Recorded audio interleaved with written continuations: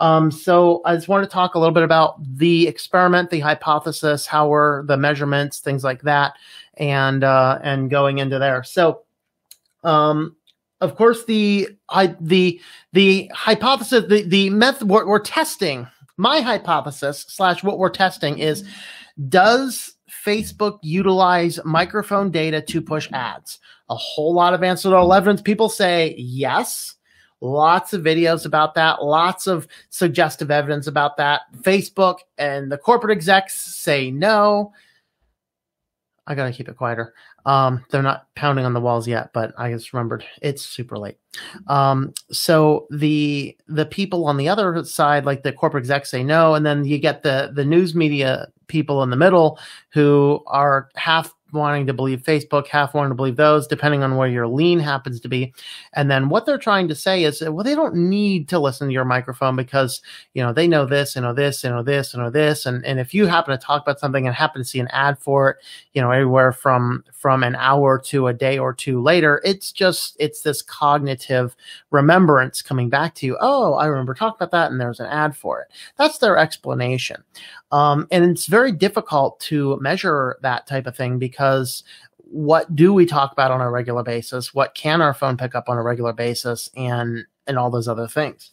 So I'm setting up a baseline to develop this, and we are using a burner phone that has never been set up on any other phone number, using a completely new number, a completely new Google address, a completely new Facebook account with no back-end communications, and I'm not allowing it to reach my network, so there's no potential bias of anything I do otherwise on the computers attaching to the IP address, attaching to the network. Every bit of data sent and received is going to be to that cellular carrier based exclusively on the cellular plan that we have in the data. And that's kind of the thing. So what we're going to do is I'm going to be establishing a baseline. By 10 days, the phone is going to be in absolute silence. So the phone has been established, and ever since I created the Facebook account, the phone has had no ambient noise. Now, the first thing I did before setting up the Facebook account is I needed to determine, is it possible to block off the speakers or the microphones? So there were 2 identifiable microphones I found. Blocking both of them would muffle some of the sound, but it was still perfectly audible. And so it made it impossible to completely block those. So what I did is both microphones are blocked out as much as I can with cotton balls and electrical tape, but when the experimental protocol is not being followed, the phone is actually buried inside of about 4 to 6 inches of solid blanket wrapped in a box in the furthest room of this house.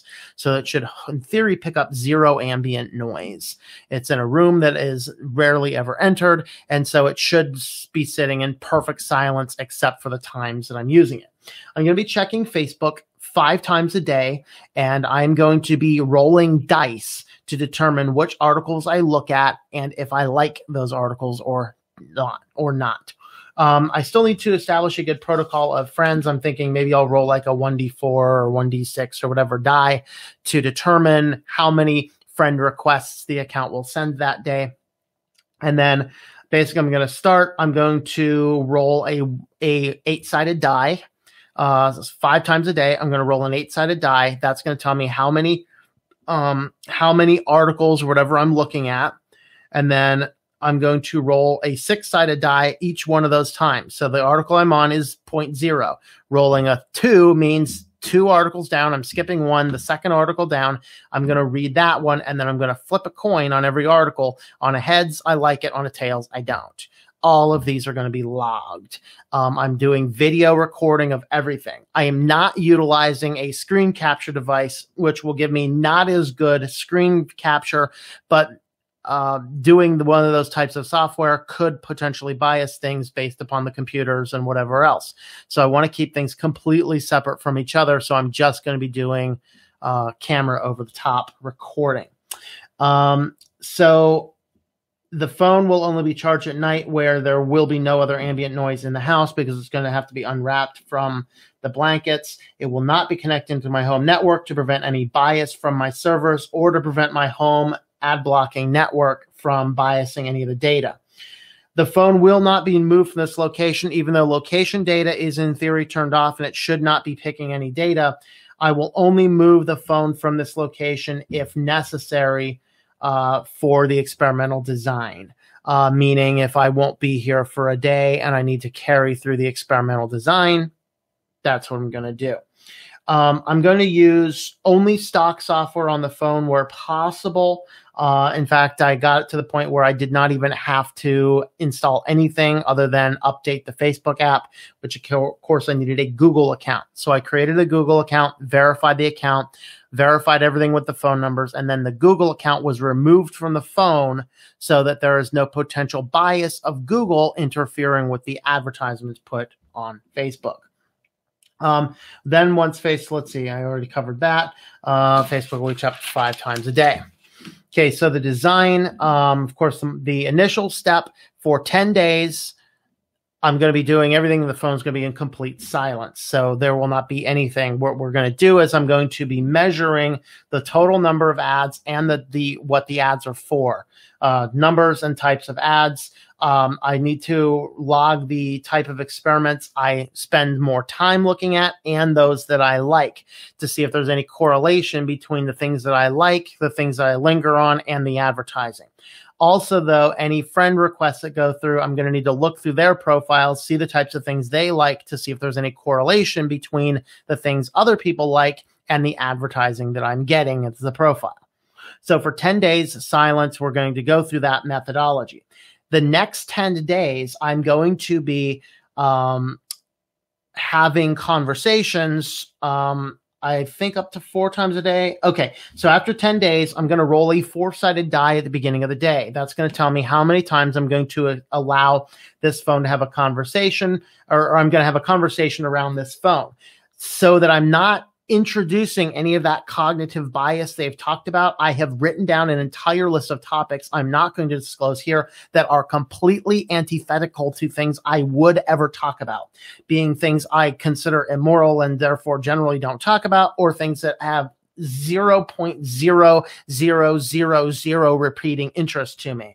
So I'm going to be calling upon friends that may have an interest in those areas to have conversations in those. And I'm going to be completely clueless, but regardless, we are going to have some conversations around this thing that I generally would never talk about. And so that is my test group. My first one is my negative control. My second group is my experimental, to determine if there any correlation. And then the last thing we're going to do is we're going to see if allowing the phone full access to everything in my office gives me that type, does that change it? Part of the question is, can we take an existing social profile and push it a different direction as far as the advertisers are concerned by the things we either see, look at, or whatever else? I'm going to be focusing specifically here on the microphone because that's one of those things that is at question. So that is kind of my design. The 3 major measuring points: what are the types of ads, what are the posts examined, and what are the friends. I don't have any plans at this point in time to put the Messenger app on there. If I have to, I will, but I'd prefer not to. There are some potential issues with the experimental design. One of those is this is not a mature account. So it's basically starting out fresh. Now, that's obviously what I want to see, where all they're getting data from, especially in the early stages. They might be more likely to grab this type of data if they can grab it at all early stages. So it might make a more marked difference in the early stages account versus a mature data-rich account. Number 2 is I need to account for those interests of any friends that are associated with the account. I'm not doing a lot of those. 3 is the socioeconomic trends of the phone's location. Despite I am not allowing location services on the phone, the area where I'm in does have some socioeconomic depression in the very near areas, and it's very possible I may pick up on those types of things based upon the neighborhood socioeconomic statuses. So which part of those would be things that would be antithetical. So I have to keep that bias in mind. And I have to also be concerned with any potential residual connections to Google. Now, I am going to have to check that Google email address every couple of days, just to make sure there's nothing in there, no verification. So originally, I was going to put something like Canine Mail on the phone, so I didn't have to keep the Google services, and Canine Mail can check the phone without the Google services. I think, though, what I'm going to do is I'm going to check Google via a Tor relay on another computer. Just keep it separate. Now, that could, of course, introduce other bias into the system as well. So that's kind of the experimental design of this. So I'm going to be looking at all those types of things. And again, the final point is to determine in a scientific manner, is the microphone collecting any form of data? Of course, the guys from the EFF, I think it was CNBC asked EFF, is this thing collecting any data? And the guy hooked up the device. They monitor the data. He's like, oh, there's no voice data, no microphone data going. And the reality is, I don't think Facebook is collecting that type of stuff. But I think that the app has the perfect capability of taking that text, processing it, stripping keywords, and sending keywords back. That's what my basis of the experiment is, because it makes a whole lot more sense to do that than to send big audio files, which are a whole lot larger than simple keywords. So that's kind of what the experimental design is. So